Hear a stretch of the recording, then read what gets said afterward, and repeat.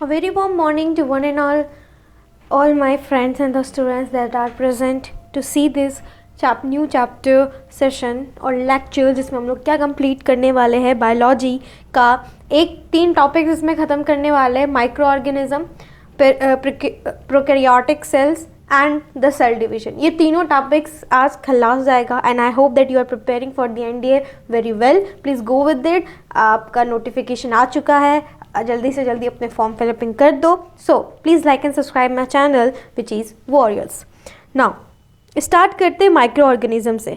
Micro organism हो गया मतलब वो सब्सटेंस जो तुमको ऑर्गेनिज्म जो तुमको नेकेड आई से विजिबल ना हो, जिनकी साइज़ की अप्रॉक्सिमिटी 0.1 से 1.0 मिलीमीटर होता है, माइक्रोमीटर होता है, मिलीमीटर तो लेंथ पे, सॉरी माइक्रोमीटर होता है। ठीक है, तो माइक्रो ऑर्गेनिज्म की साइज़ कितनी एक होती है 1.0 से 0.1 क्या माइक्रोमीटर, और ये इतनी छोटी होती है कि तुम इसको नेकेड आई से नहीं दे सकते। और it is consist of a lot of enzymes, ये बहुत सारे एंजाइम्स को कंसिस्ट करता है। 2 तरीके के एंजाइम्स, जो कि एक हो गया ग्लाइकोसोम्स और पेरियोक्सिसोम। ग्लाइकोसोम्स का काम होता है क्या, फैटी एसिड को कार्ब्स में बदलना जब भी सीड जर्मिनेशन के दौरान, to convert the fatty acid into the carbs during the seed germination।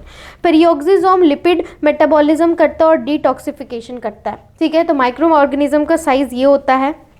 उसके बाद ये एंजाइम्स को कंसिस्ट करते हैं, जिनमें से एक हो गया तुम्हारे पास ग्लाइकोसोम्स और पेरियोक्सिसोम। ग्लाइकोसोम्स फैटी एसिड को कन्वर्ट करता है कार्ब्स में ड्यूरिंग द सीड जर्मिनेशन, और पेरियोक्सिसोम क्या करता है, लिपिड मेटाबॉलिज्म करता है और डिटॉक्सिफिकेशन करता है। और इनके अनदर काम्स क्या होते हैं, लिपिड का मेटाबॉलिज्म करना, H2O2 यानी कि हाइड्रोजन परऑक्साइड की डिग्रेडेशन करना, तोड़ना, क्योंकि H2O2 हार्मफुल होता है। बायोसिंथेसिस ऑफ द प्लाज्मोजेनेसिस, ये उतना इंपॉर्टेंट पॉइंट नहीं है क्योंकि this is out of your syllabus. Detoxification is किसी भी ड्रग्स या टॉक्सिन मटेरियल्स को डिटॉक्सिफाई करना। रिएक्टिव ऑक्सीजन स्पीसीज को क्या करना, मेटाबॉलिज्म करना। अब 2 चीज़, दैट इज प्लाज्मोडेस्टिमा और डिस्मोसोम्स। अब प्लाज्मोडेस्टिमा और डिस्मोसोम्स क्या होता है, देखो अब हमारे बॉडी में या एनिमल के बॉडी में, प्लांट के बॉडी में सेल्स होते हैं, तो एक सेल दूसरे के साथ रहता कैसे, उन दोनों के बीच में कोई कनेक्शन होता है या उन दोनों के बीच में ग्लू लगा हुआ है जो एक दूसरे के सट के साथ रहता है। तो प्लाज्मोडेस्टिमा इज द थिंग्स जो क्या करता है, सेल ऑफ द प्लांट्स को जोड़ के रखता है, इवन उनके साइटोप्लाज्म को भी वो क्या करता है, ज्वाइन करके रखता है, सो दैट कोई भी अगर इधर उधर लेन देन हो वो डायरेक्टली प्लाज्मोडेस्टिमा के थ्रू हो जाए। तो ये प्लांट्स में पाया जाता है। मेम्ब्रेन लाइन साइटोप्लाज्मिक चैनल्स, जो दोनों साइटोप्लाज्मिक चैनल्स को कंबाइन करके रखता है, अगर जो भी लेन देन करना है वो डायरेक्टली हो जाता है। बट डिस्मोसोम्स वो होते हैं जो एनिमल में प्रेजेंट होते हैं, और प्रोटीन कॉम्प्लेक्सेस एक्वायरिंग सेल्स, मतलब इसमें साइटोप्लाज्म एक दूसरे के साथ मिक्स नहीं होते, बस सेल्स हटे हुए रहते हैं और जो लेन देन होता है वो हो जाते हैं। मीन्स प्लाज्मोडेस्टिमा जो प्लांट्स में होता है उसमें साइटोप्लाज्म टच में आते हैं, बट डिस्मोसोम्स में नहीं आते हैं।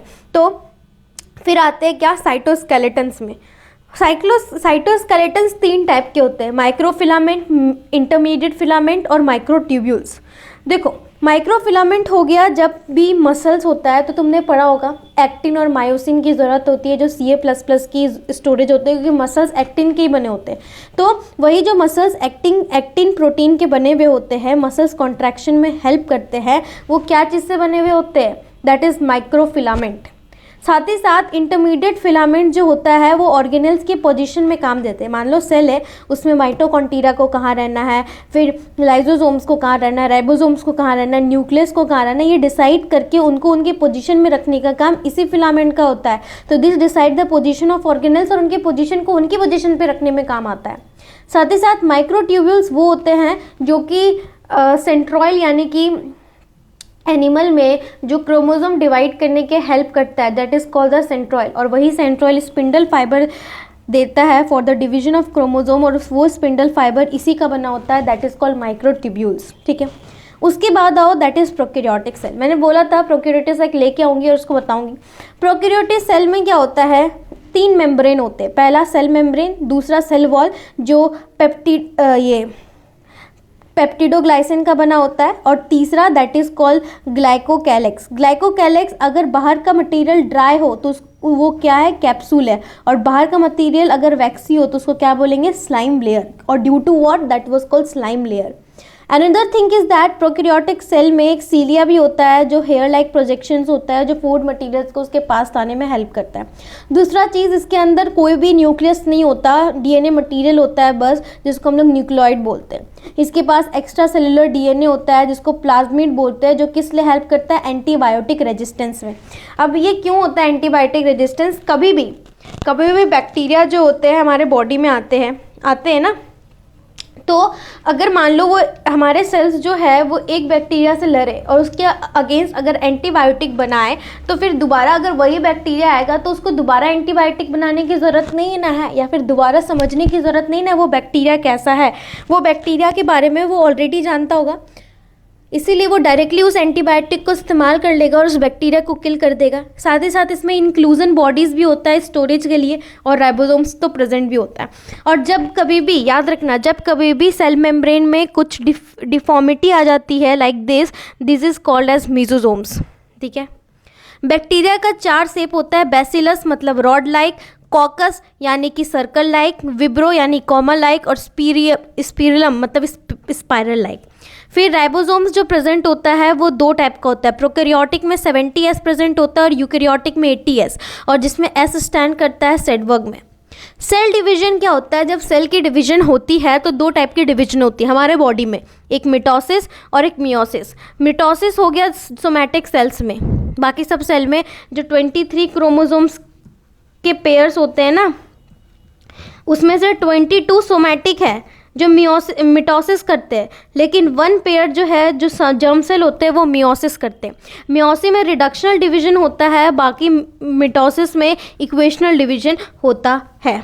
ठीक है, अब मियोसिस 2 टाइप का है, इंटरफेज और एम फेज। इंटरफेज में 3 type, G1, G2 and S, और S याद रखना जिसमें क्या होता है, डीएनए की डुप्लीकेशन। वाइल एम फेज जो है फर्दर 4 फेज में डिवाइड होता है, प्रोफेज, मीजोफेज, एनाफेज और टीनाफेज। तो जो प्रोफेज है वो फर्दर डिवाइड होता है लैप्टो, जिप्टो, पैचाटिन, डिप्लोटिन और बाइकनीज। लैप्टो, उसका जिप्टो का मतलब होता है साइनेप्स, मतलब जब 2 सेल एक दूसरे के साथ मिलते हैं और कोई भी चीज़ ट्रांसपोर्ट करते हैं तो उस मीडियम को हम लोग साइनेप्स बोलते हैं। पैचाटिन का मतलब क्रॉसिंग, मतलब सेल और सेल में क्या हुआ, क्रॉसिंग हुआ। उसके बाद डिप्लोटिन मतलब किस्मत, एंड बाइकनीज मतलब टर्मिनेशन। मतलब ये सेल डिवीजन का प्रोसेस है, पहले सेल मिलेगा, उसके बाद एक दूसरे के साथ क्रॉसिंग करेगा, उसके बाद क्या होगा, दोनों का डिवीजन होगा, अल्टीमेटली टर्मिनेशन होके क्या हो जाएगा, डिवीजन हो जाएगा, और that is called the meiosis processes. तो this is all about this lecture जिसमें तुमको पढ़ना था। एक बार रिवाइज करा देती हूँ क्या क्या मैंने तुम्हें पढ़ाया। ठीक है,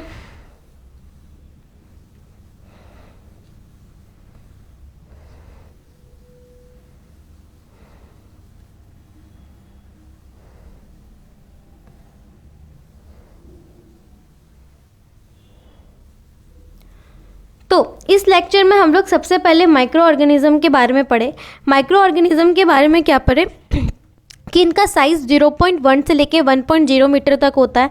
ये लॉट्स ऑफ एंजाइम्स को कंसिस्ट करते हैं, फॉर एग्जांपल पेरियोक्सिसोम और ग्लाइकोसोम। ग्लाइकोसोम फैटी एसिड को कार्ब्स में बदलते हैं जो सीड जर्मिनेशन के दौरान, और पेरियोक्सिसोम लिपिड मेटाबॉलिज्म करते हैं और डिटॉक्सिफिकेशन।